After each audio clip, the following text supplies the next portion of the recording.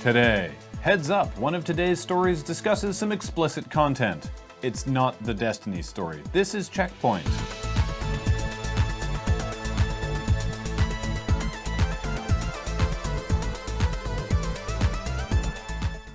Welcome to CheckPoint, or as we like to call it, AGNDQ. Awesome gaming news done quick. That's right, we're gonna speedrun an entire week's worth of gaming news in under 10 minutes. Check out the sweet Fortnite skip we do between the second and third story. That easily shaves a whole day off our final time.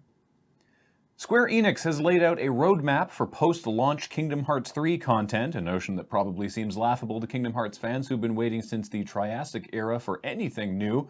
But bear with me. On January 29th, launch day, an online update will add a memory archive that will allow players to view a synopsis of the series up to this point, which is of course useless as everyone I know who plays Kingdom Hearts has spent the last months replaying all the games anyway. On January 30th, the epilogue video will be released. So even if you're some kind of monster and beat the game on launch day, you don't get to see the denouement until the 30th. And then, if you've beaten the game, watched the epilogue, and satisfied certain conditions during your playthrough, you can watch the secret movie they're adding on the 31st. The rest of us will have to wait until someone's upload is finished to see it on YouTube.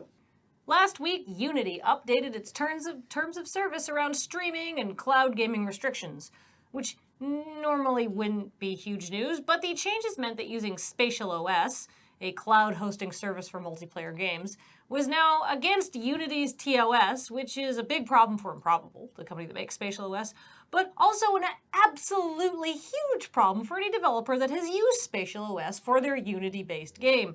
Basically, they're now in a weird legal limbo situation. Luckily for Improbable, Spatial OS is still tickety-boo if you're developing for Unreal or CryEngine, and to that end, Epic, makers of the Unreal Engine, have stepped in to help, working with Improbable to start a $25 million development assistance funds to help developers stop using Unity and start using Unreal.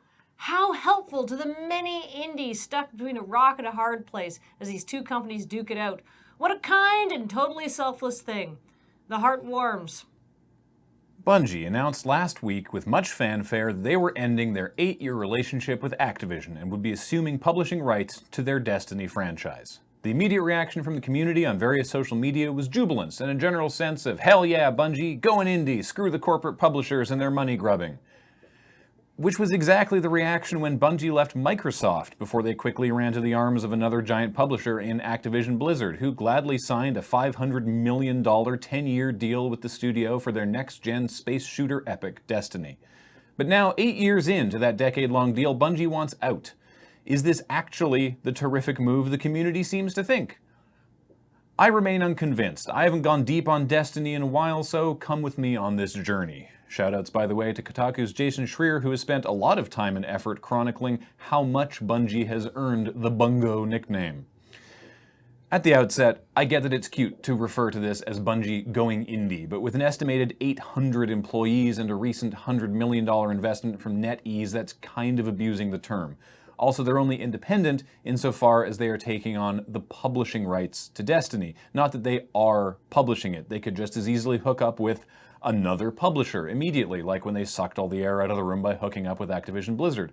Or they could do a Bethesda and turn into a massive dev and self-publisher. They certainly mention self-publishing in their news post, but they haven't published a game since 1998, and by all accounts are a lot happier when someone else handles all the business parts. Also, you might have noticed I mentioned that NetEase invested $100 million into Bungie. NetEase handles the Chinese publishing for World of Warcraft, Overwatch, Minecraft, and EVE Online, so they're already on board with a potential new publisher. Or at least, a potential new publisher is on their board. So we shall see.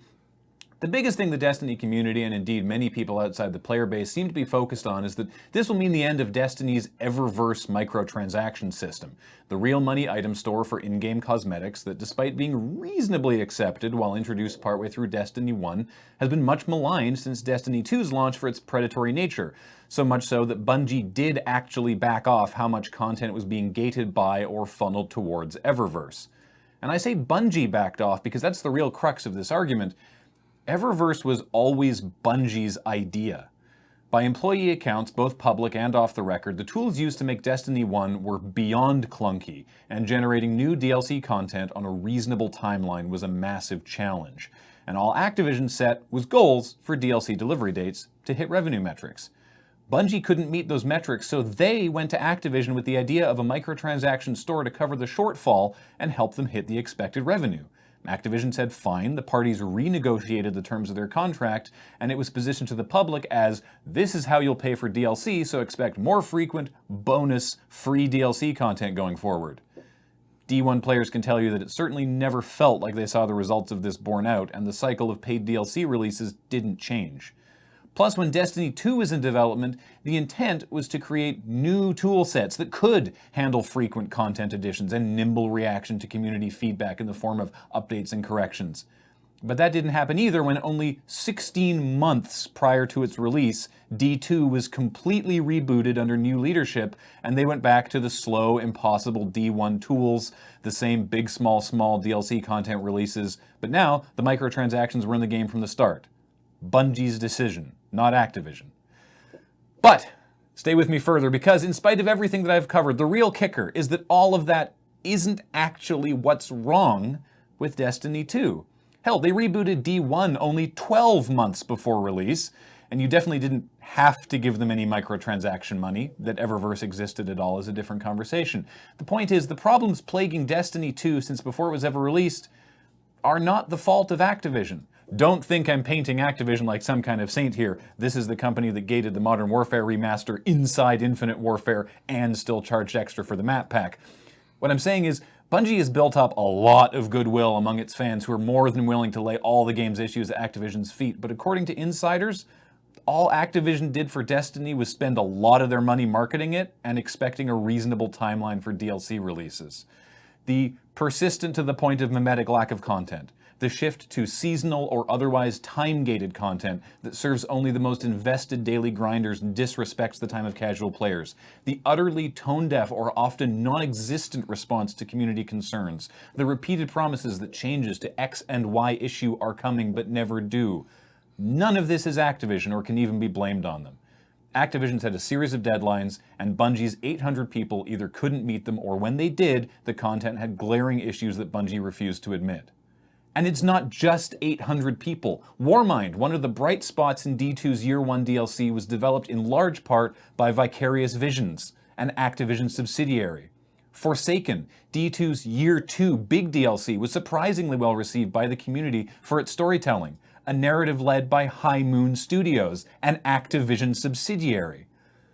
Speculation is a hobby in gaming news, but I truly don't know what this split will mean for Destiny. I just know that excising Activision isn't going to be some kind of mythical cure-all of ding dong, the witch is dead, and now Bungie can finally make the opus they've been held back from creating.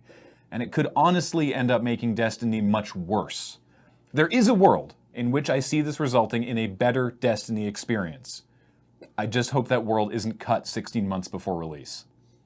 And speaking of a whole big mess, Randy Pitchford, Wade Callender, and Gearbox. Now, this is still a very ongoing thing, but here's all we know so far. In November, Gearbox filed a suit against its former general counsel, Wade Callender, alleging he exploited Gearbox's generosity and trust for his own gain, which apparently included using company credit cards and not paying back a $300,000 loan.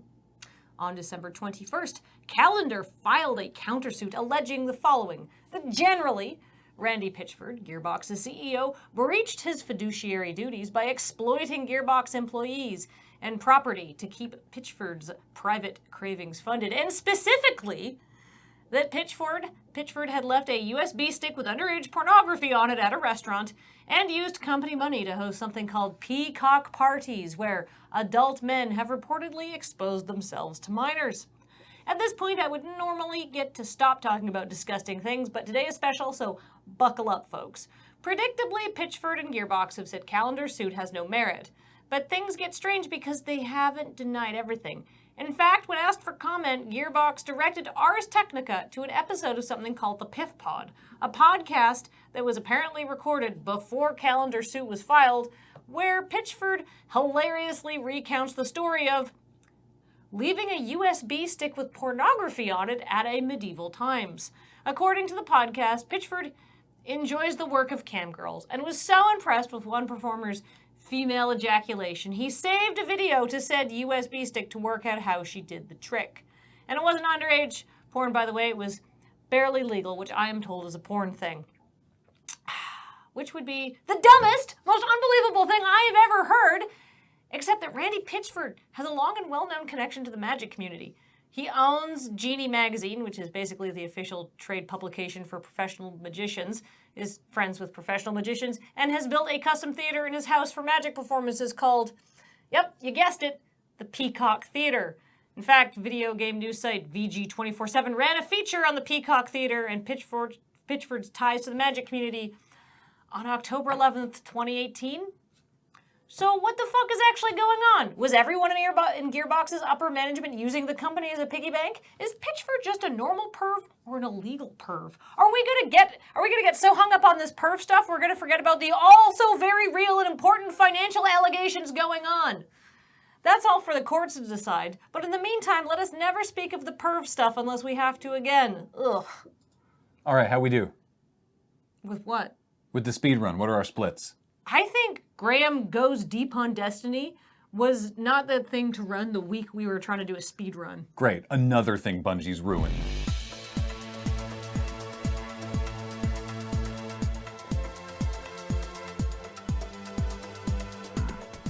Coming up, among the changes to Red Dead Online is a bounty system where players who commit crimes get a bounty on their head. And if they don't pay it off, other players can come and kill them for the reward. That's not how bounties work. You can't just pay for your own bounty. Whatever happened to the horse nuts level of realism? You can in Red Dead Redemption 2. I know. So that's not how bounties work. Horse nut realism. We're making fun of it. Pardon me.